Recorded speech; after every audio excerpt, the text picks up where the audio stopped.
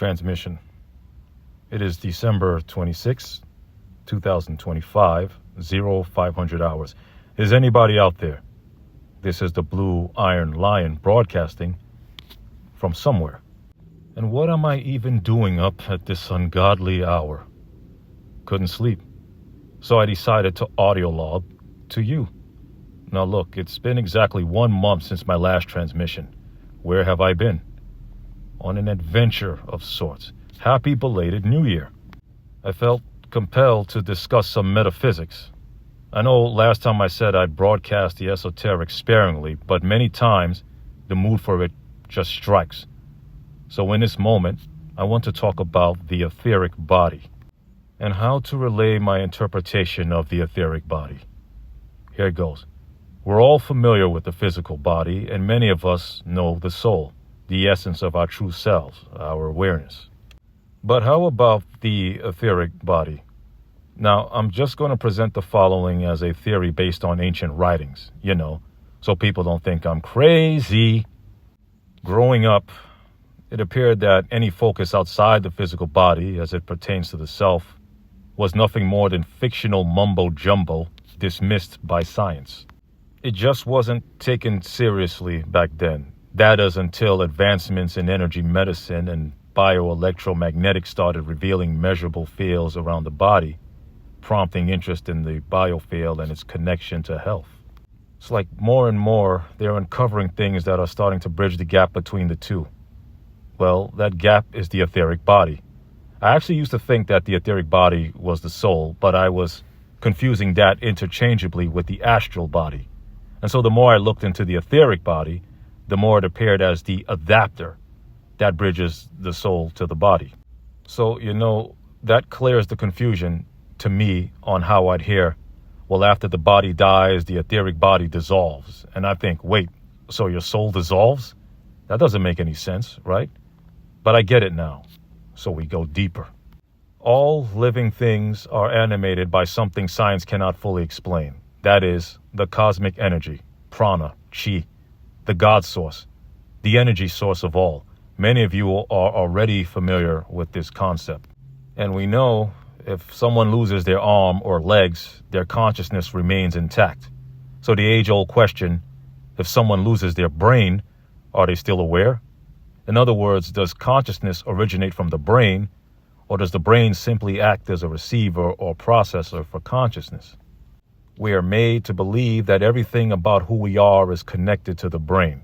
I don't believe that to be so. I mean, there has been extensive research in the field of consciousness studies already by neuroscientists and even published psychiatrists on the matter alike, all compelling alone, that refutes this idea of us just being our brain. One need only look it up.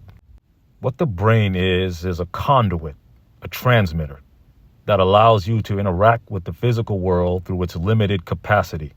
Now imagine yourself with no limits except for the knowledge you possess. The soul, which is boundless, is placed into a physical body, and the brain imposes restrictions on what can be achieved. Right? So the body itself is limited. It confines you to the law of physics. You can't fly. You're subject to gravity, the speed of light, and the need for rest, food, and the bathroom. You can only see within a narrow field of vision and experience sensations like pain, hunger, and some feel-good. What this body is, then, is the most advanced computer ever created. And so I used to think that there was just the soul and the body, but a bridge exists, and that is the etheric body, which acts as an adapter, connecting the limitless nature of the soul to the physical realm. The etheric body is like half physical, half spiritual, right? So what makes up the etheric body? It connects your body and soul to the nervous system. Now, there's also the chakra system, the meridians and the nadis. Acupuncturists use the meridians to relieve pressure at specific points. Starting to see it now?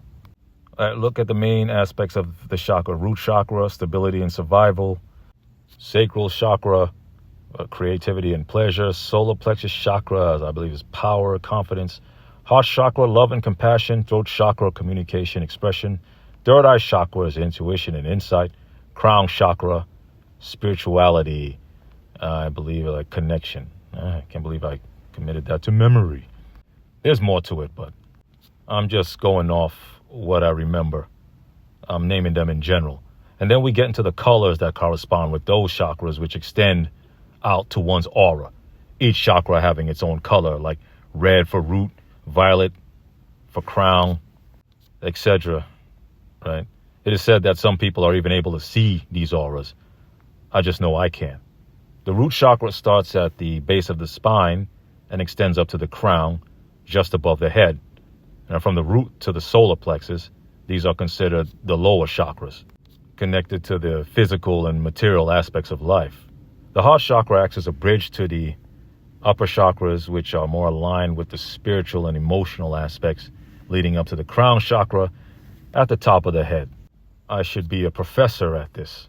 I'm basically going to say that the chakras are your emotional centers, which feeds to the matrix that leads you back to your reality here. For those of you that believe in the mirror principle, which would also explain the map of consciousness. All right? That's just my theory, but a good one. The etheric body is malleable, and I firmly believe that diseases like dementia and cancer are hugely energy-based conditions.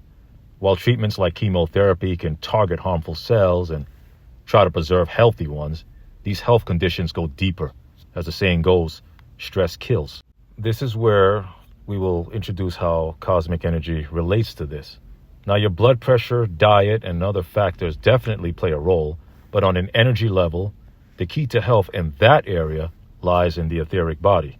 So imagine the etheric body as a container for cosmic energy. At the base level, everyone has access to this cosmic energy, and as we now know, your soul expresses itself through the etheric body. So this etheric body is valuable because it can expand.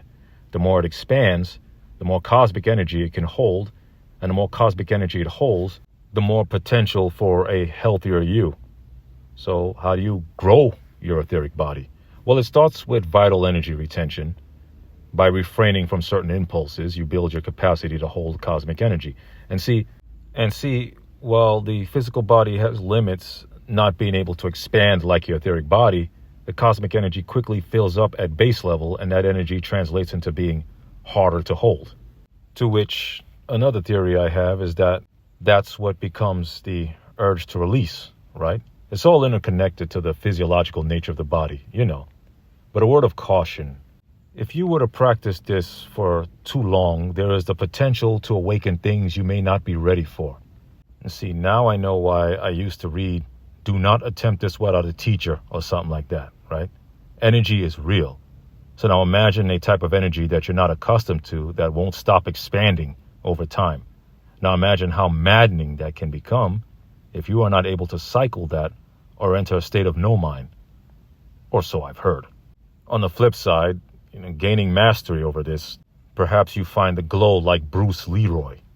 You just have to get past show enough. Jokes. But jokes aside, I got another theory then.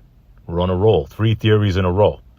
So I understand that in absolute reality, intentions are instant, and in the physical world, we have the barrier of time and circumstance. And so the etheric body being the bridge is like part physical, part soul. No wonder then, as you command yourself to heal, or the people who are said to be able to heal can do so. Perhaps it is because the etheric body takes on the nature of the soul, or the absolute reality, therefore bridging the gap between the barrier of time and intention, to which your etheric body in healing corresponds to your physical body, or so I've heard. For any of you out there that care to listen, end transmission.